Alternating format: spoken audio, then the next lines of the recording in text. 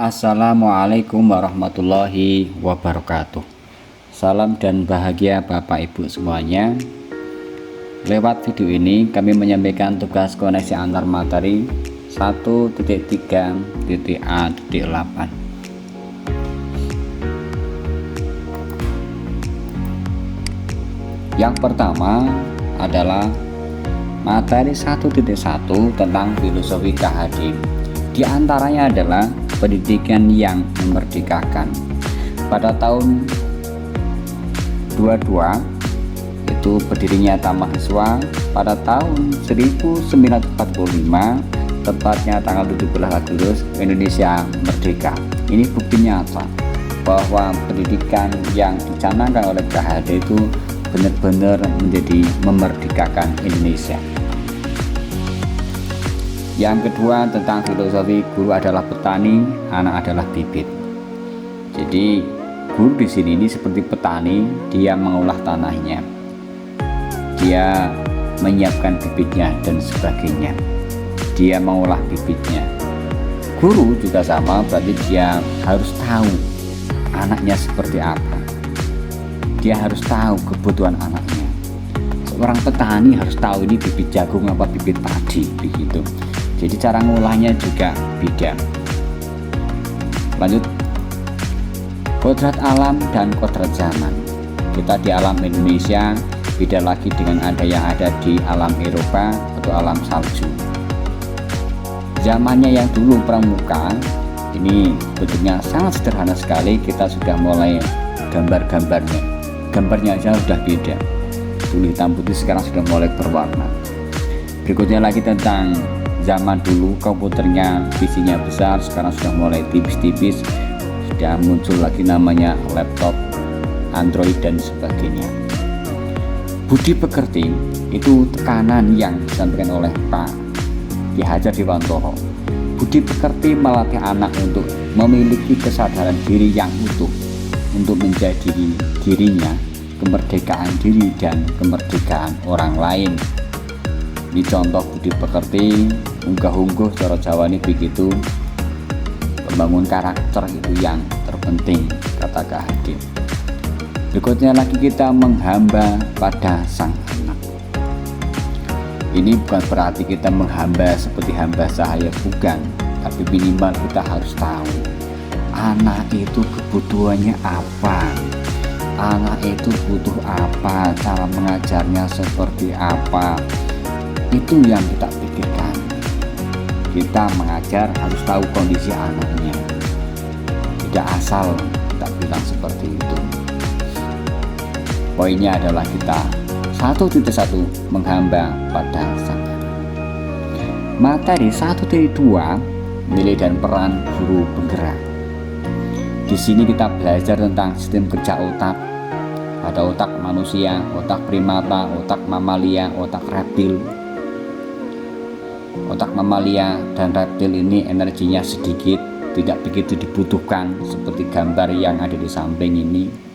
Orang turun, tangganya juga bergerak turun. Tapi yang manusia, orangnya bergerak naik, tangganya turun. Jadi energinya sangat besar sekali. Yang kedua tentang kebutuhan manusia. Kebutuhan yang pertama adalah bertahan hidup. Yang kedua kekuasaan, kebebasan, kesenangan, dan kasih sayang. Tentang tumbuh kembang anak, ini yang kadang kurang dipahami oleh Bapak Ibu semuanya. 0 sampai 8 PAUD berarti wiraga. Wiraga itu apa? Raga, indera, imajinasi, bermain sama dengan belajar, eksplorasi, pengalaman, rasa, pikir. Mulai SD SMP ini masih didominasi oleh wiraga, Bapak Ibu. Jadi kita cara ngajar kita sudah mulai yang wirama terus begitu. Apa itu wirama? Tanggung jawab, pembiasaan, irama keseharian, jadwal rutin selaras dengan sesama dan semesta. Jadi lebih ke yang soft skill.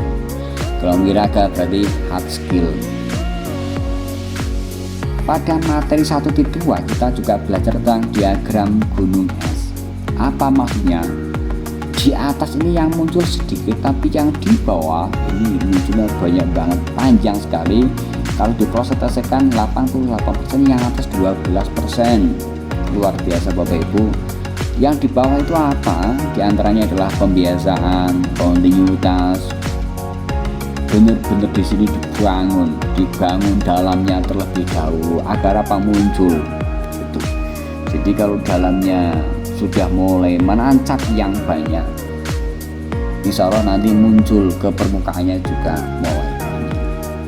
Tapi lagi saya tekankan lagi bahwa yang di bawah sadar kita itu 88%. Jadi 12% itu yang muncul Bapak Ibu, yang nampak di kita itu 12%.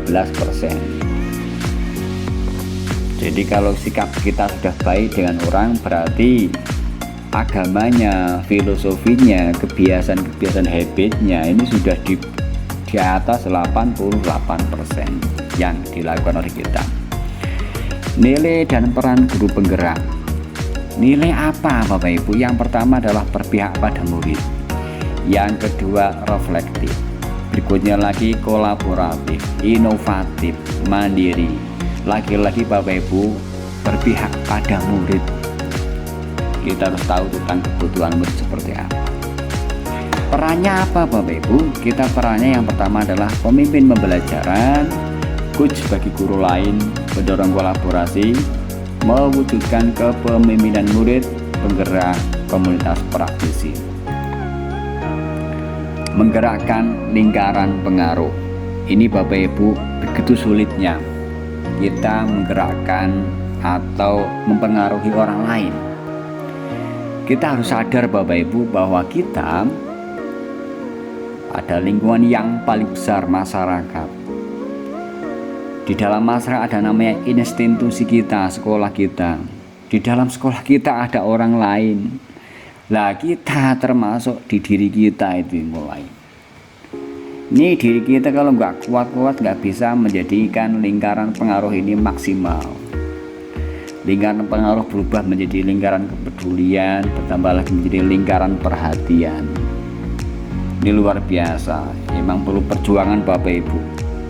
Yang jelas siap-siaplah kita untuk berjuang bersama-sama, maju bersama-sama Bapak Ibu. Materi 1.3 kita belajar tentang visi guru penggerak. Dengan visi kita menjadi jelas arahnya kita mau kemana. Tanpa visi seperti jalan yang tanpa arah atau tanpa tujuan. Inquiry apresiatif, ini adalah sebuah metode kita bagaimana membuat sebuah visi kita. Kita harus punya suatu filosofi, landasan berpikir yang berfokus pada upaya kolaboratif untuk menemukan hal-hal yang positif dalam diri seseorang, dalam suatu organisasi atau dunia sekitarnya. Kita harus menemukan hal-hal yang positif dalam diri kita sendiri, dalam diri orang lain atau dalam organisasi kita, baik di masa lalu, masa kini maupun untuk masa depan.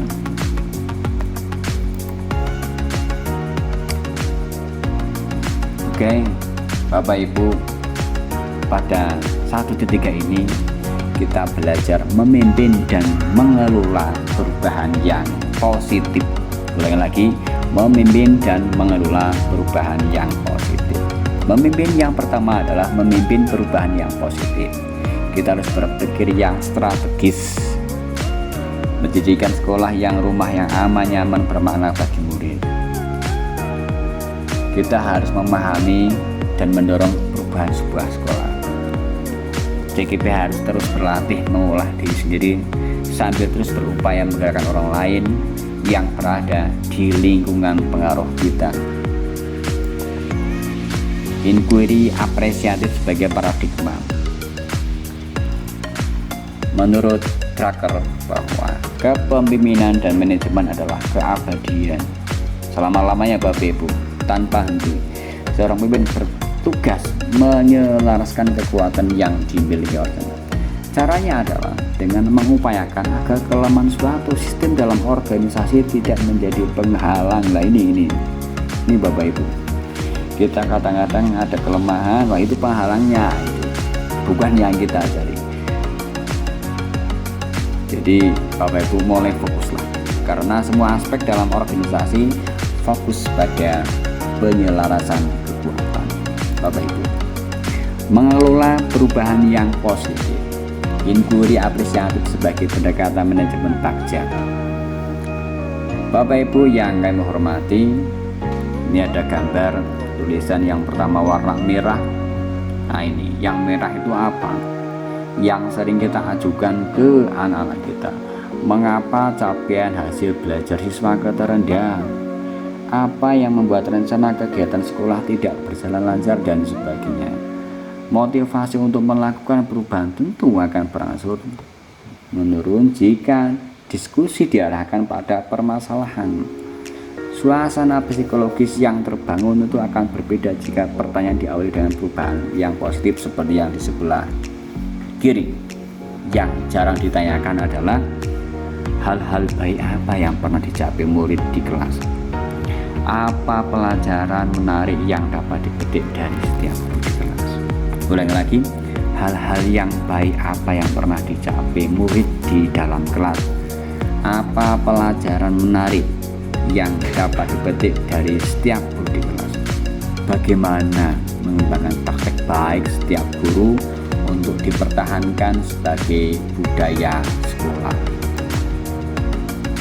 Mengelola perubahan kognitif dengan tahapan bagja. Yang pertama, buat pertanyaan, rumuskan pertanyaan sebagai arah penentu kita yang kita impikan. Ambil pelajaran, cari hal-hal yang positif diri kita, anak kita, ataupun lembaga kita. Gali mimpi, andai kata itu tercapai seperti apa, what's happen, apa yang terjadi, bagaimana bahagianya kita.